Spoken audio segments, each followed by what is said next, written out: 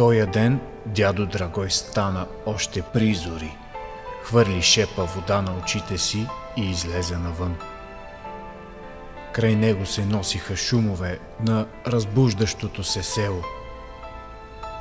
Радваха слуха на стареца звъна на хлопките, блеенето на овцете, сладките песни на птиците.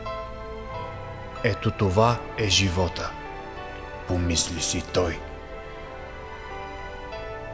На меката светлина селото изглеждаше приказно, неземно. Неговото село, неговото Драгоево.